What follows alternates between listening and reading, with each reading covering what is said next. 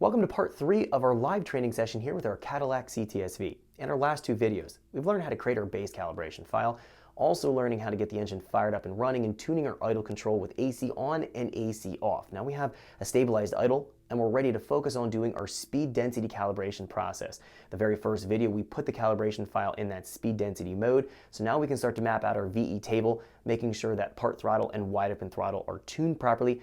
We're going to learn how to go and have our checksums to make sure that the values we're replacing and tuning in our VE tables are going to make sense.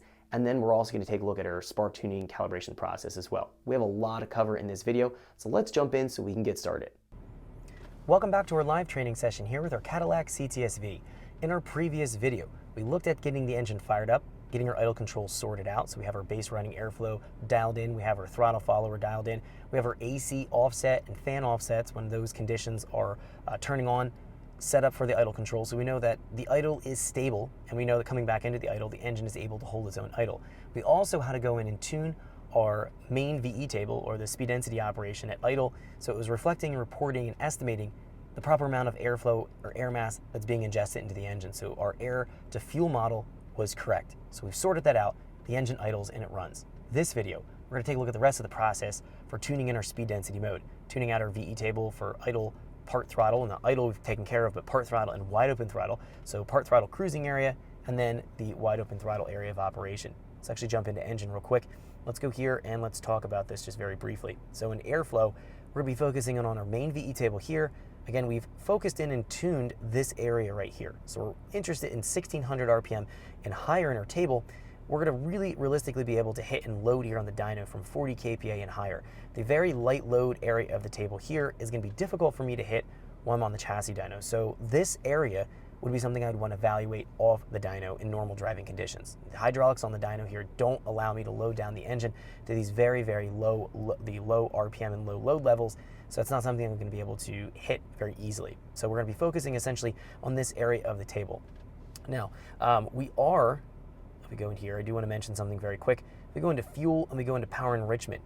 Into our throttle thresholds here. This is where we have to exceed under the cold table specifically is what we work with and focus on.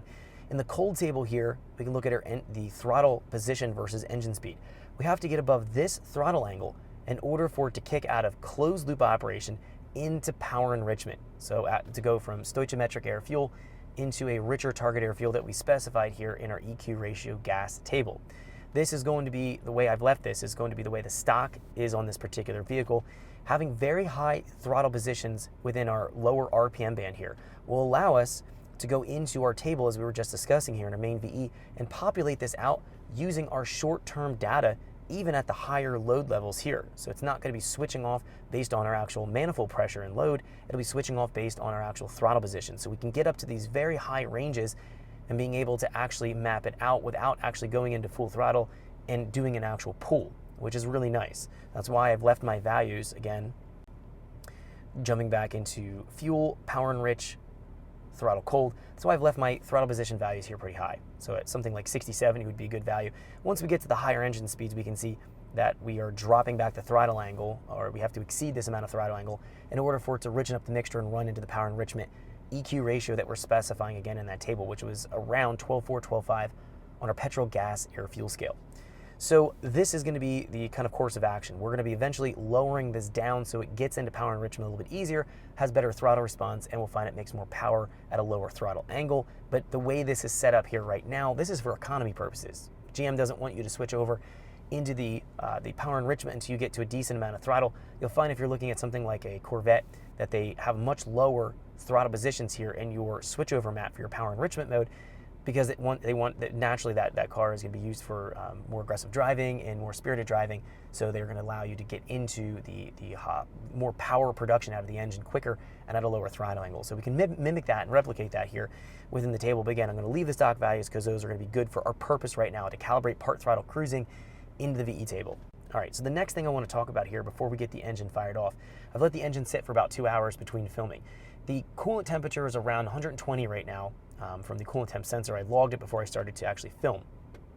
What that's going to do is allow us to have the opportunity to verify some of the idle conditions, the idle things that we've programmed here. Specifically, if we jump into the airflow, into our base running airflow table, we were previously running the engine when it was warm, right around 176 to 284. We were in this range of operation and coolant temperature. Now we're going to be in between 111 to 130, so 133. We're going to be operating right here. We can see we have a different amount of base running airflow populated into the table at the colder temperatures because we're going to be losing some torque. Essentially, we're losing some fuel atomization as the engine cools down. We need to make up for that lost torque at idle so the engine doesn't stall out, which is why we have more base running airflow commanded in here. More airflow, more torque out of the engine, and we'll find that the engine's going to run properly. So the other reason why we might also have higher base running airflow here, we go into the base. Thanks for checking out our teaser clip. If you want to see the rest of this video and more than 500 hours of current EFI training we have to offer, make sure you click right here. If you want to go and check out more teaser clips from this training course, click here, and you don't want to miss any of the videos we're going to be releasing on this channel, so make sure you subscribe and click here. Thanks for watching, and I'll see you guys later.